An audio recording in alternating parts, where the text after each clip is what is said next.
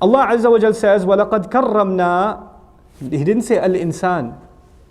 He said, وَلَقَدْ كَرَّمْنَا بَنِي Adam. We honored the children of Adam. We honored the children of Adam. Now, by calling it children of Adam, humanity has been described by relation of parenthood, isn't it? And in that, there are two entities that have been honored. It's the children that are honored and the father that's been honored. But I want to highlight something from a parental perspective in that ayah, وَلَقَدْ كَرَّمْنَا بَنِي آدَمَ وَحَمَلْنَاهُمْ فِي الْبَرِّ وَالْبَحْرِ. You know what that means? That means every child that has been born in our families, has brought Allah's honor to that family. Because Allah Himself honored every child.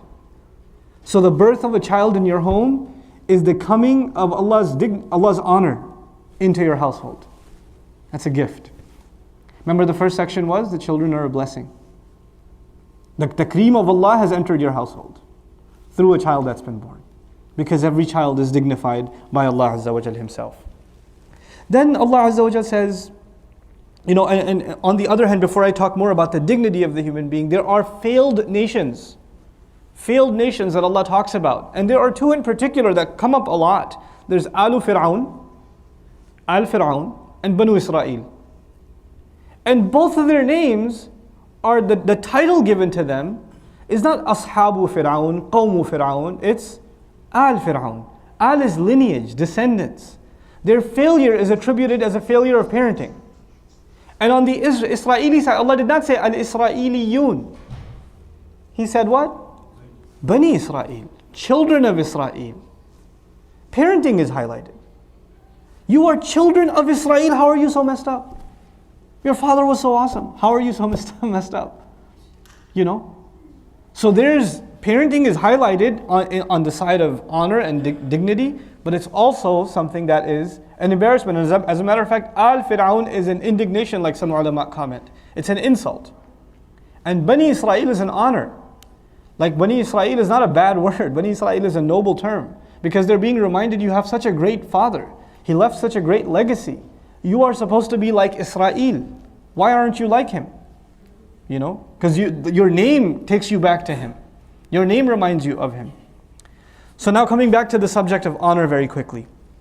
يا أيها الناس إنا خلقناكم من ذكر وأنثى وجعلناكم شعوبا وقبائل لتعارفوا.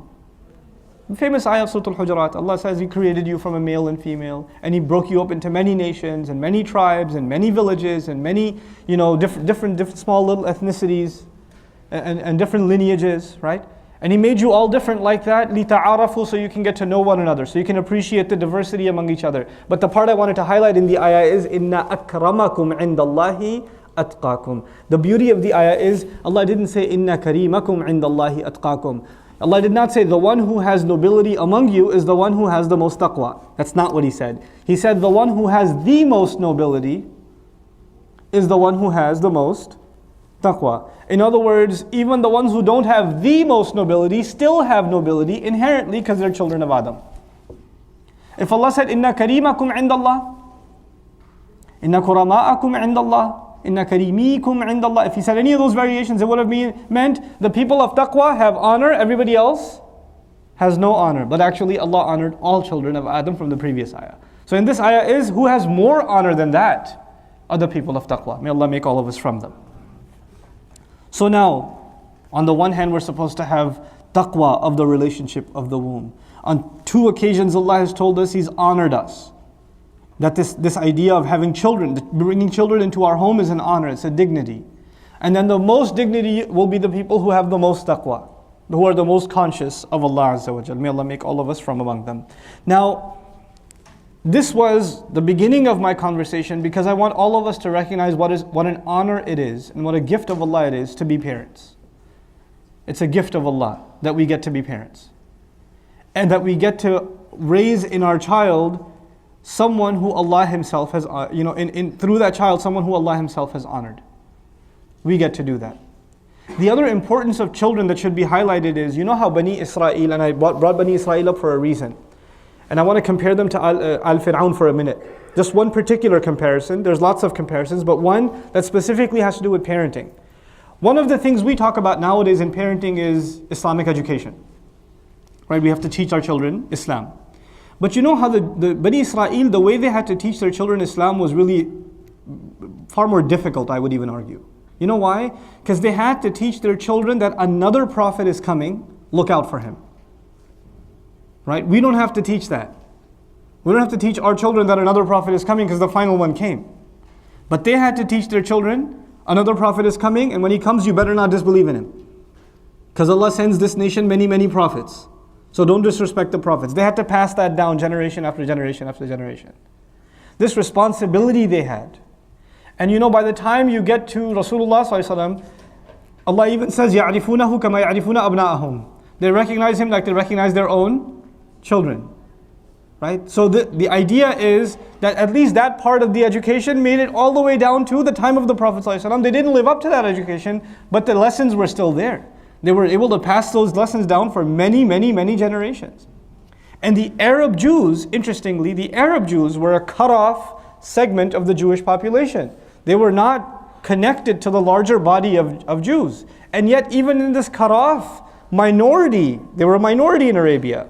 And even then they were able to maintain their education, to pass down these teachings to the point where when the Prophet would come, that Allah would make that an evidence against them and say, you got this education really well. Now they didn't get that education from Musa alayhi salam. They got it from their parents, who got it from their parents, who got it from their parents, going all the way back to Musa alayhi salam, going all the way back to the prophets of Bani Israel. But they were able to pass that down. That's an indication of how well they educated their children, on the one side. On the other side, you have people of Fir'aun. The people of Fir'aun, when they came into contact with Musa alayhi salam, they said, "Ma hadha illa sihrun muftara." This is nothing but magic that's made up. وَمَا سَمِعْنَا بِهَذَا فِي آبَائِنَا الْأَوَّلِينَ. We never heard of this before. We've never heard of anything like this. And they actually had to be reminded in Surah Ghafir, وَلَقَدْ جَاءَكُمْ يُوسُفُ مِنْ قَبْلُ. Yusuf had come to you before, actually.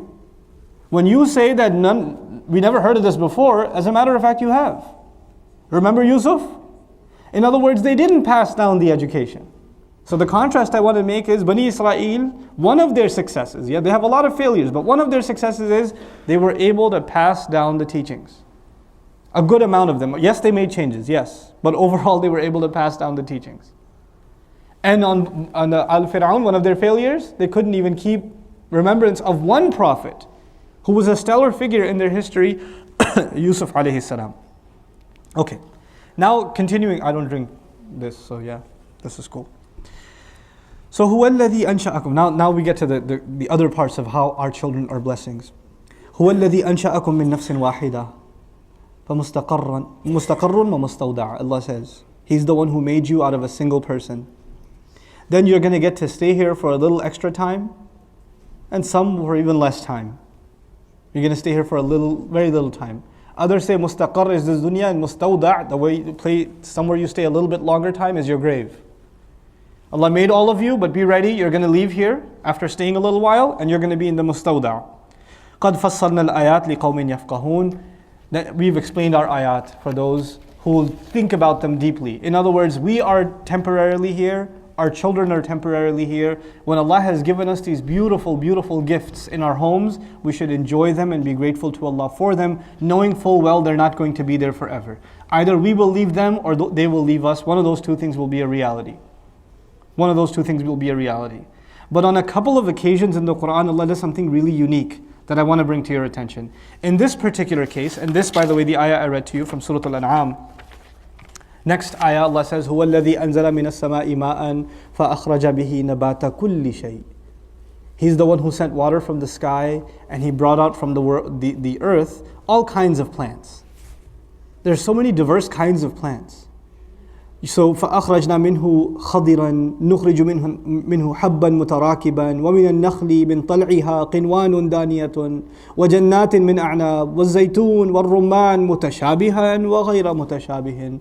There are plants, palm trees, zaytun, olive, fig, and some plants that are plants that are piled on top of one another, and there are plants that look just the same, and some that don't look the same at all. انظروا إلى ثمره. Look at all the fruits that come on these trees. إذا أثمر وينعه. And the crop when it matures. Take a look at it. Look at how diverse the plant life on the earth is. This ayah comes right after Allah says you came from one nafs, parenting. And there's an ishara in that. Just like the earth is like one mother that gets pregnant with plants and then gives birth to them. Right? Human mothers get pregnant and they give birth. And guess what? Our children are going to be diverse. They're going to be as different as the plants on the earth. Some of them very similar. Some of them you'll have right after one another. Like piled. Right? You'll have children in succession. You might even have twins. Then you might have children that are mutashabih and ghayr mutashabih. Children that are very similar in personality. Children that are very different. Those of you that are parents know your children don't have all the same personalities. Some kids are like, you are not like your brother at all. You know? And those two girls are totally different. You know, one's into art and the other's into math. One's sporty and the other's a librarian. They come out very, very different. And Allah He highlights these things to bring to our attention that we should be grateful that our children are not all the same. We should celebrate the diversity of our children. That they're not all, that they're not, you know, we don't say to our children what we're used to saying, why can't you be more like your brother? Because I'm not. Because I'm different. And as a matter of fact, the diversity of children started with the first pair of children, Habil and Qabil. They're really different. You know? So now going further, Allah says this in one more place in Surah Fatir. وَاللَّهُ خَلَقَكُم مِّن تُرَابٍ ثُمَّ مِّن نُطْفَةٍ ثُمَّ جَعَلَكُمْ أَزْوَاجًا وَمَا تَحْمِلُ مِنْ أُنثَى. You know, Allah created you from dirt, then from a drop of fluid, then He made you into spouses. وَمَا تَحْمِلُ مِنْ أُنثَى وَلَا تَضَعْ إِلَّا بِعِلْمِهِ. There's nothing that a woman carries. No woman gets pregnant. And there's nothing that she delivers except He knows about it. So when you think, man, my children, I don't know. Allah knows what your child is. Allah knows exactly what they're like. Allah knows their personality. He knew them when they were inside of you and you didn't know them. You used to be, some of you mothers here, you used to have your child in your belly and you used to wonder, I wonder if it's going to be a boy or a girl. I wonder if it's going to be like our first one. I wonder if this one's going to be tall or short. I wonder if this one's going to be cute or not. You wonder. Allah says He knew whatever you had inside of you. وَمَا يُعَمَّرْ مِنْ مُعَمَّرٍ. Be grateful. And Allah says, and Allah also knows exactly how long anybody who has whatever age will reach. Some children will leave this world at the age of 1. Some will come out stillborn. Some will die at 6 months. Some will live to 90. You ever go to a graveyard and walk around? You see the tombstones or the plaques on the floor? Some say like, you know, born 1997, died 1997.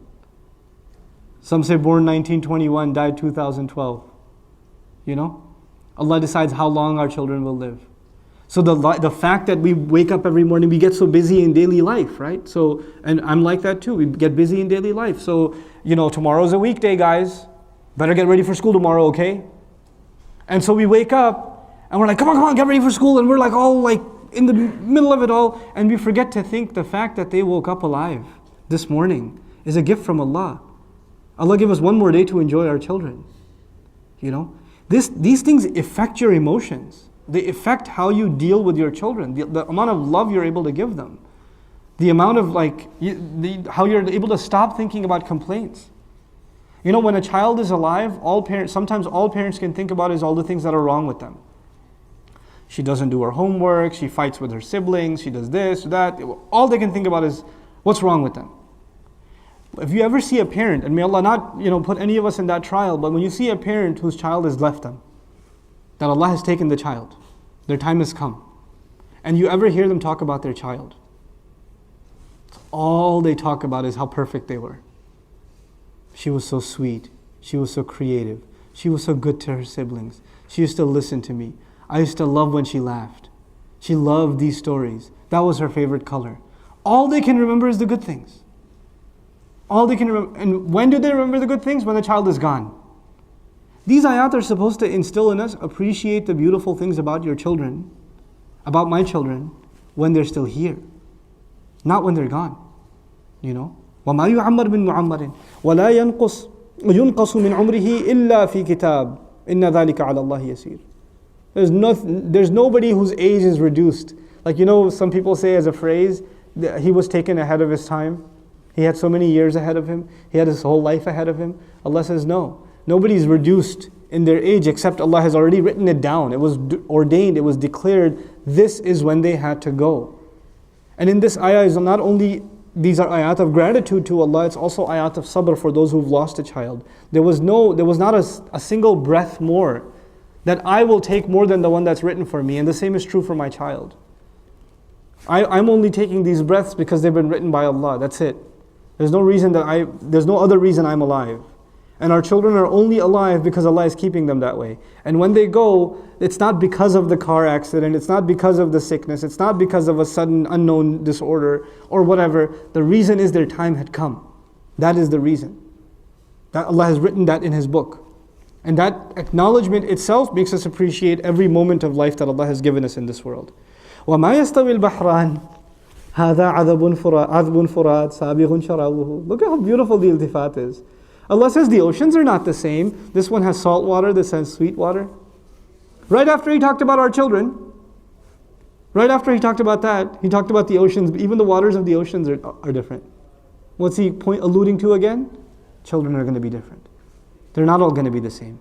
And is sweet water a blessing and salt water a curse? Is that the case? No. They're both blessings in and of themselves. And they both need each other. There's diversity in children. And it's not one is bad and one is good. They're all just different. No, the Sahaba weren't all the same. The Prophet's kids weren't all the same. They weren't. And we'll get to that inshallah ta'ala when the time comes. So this was really the first subsection under children are a blessing, appreciating the diversity of our children, that they're going to be different, accepting that not all of our children are going to be the same. Stop comparing one child to all your other kids. It's not right of you to do that. It's not good of you to, this one as opposed to all the others, That develops a kind of inferiority complex and jealousy and other things inside kids, and it's unfair on our part. Allah says, وَلَا تَتَمَنَّوْا مَا فَضَّلَ اللَّهُ بِهِ بَعْضَكُمْ عَلَى بَعْضٍ. This was going to come in the teachings to our children, but this is now I'm talking to parents, so I'm bringing it up to you guys. Don't wish for things Allah has given some over others. Somebody Allah made tall, somebody Allah made short. Somebody Allah made strong, somebody Allah made weak. Somebody Allah made smart, somebody Allah made a little more challenged. They're not good at studies, but they're good at work around the house. Somebody Allah made very obedient, very respectful. Somebody Allah made very aggressive, very challenging. Why don't you ever listen? Somebody Allah gave amazing attention span. Somebody Allah just gave him ears, but it doesn't feel like they work most of the time. And it'll happen.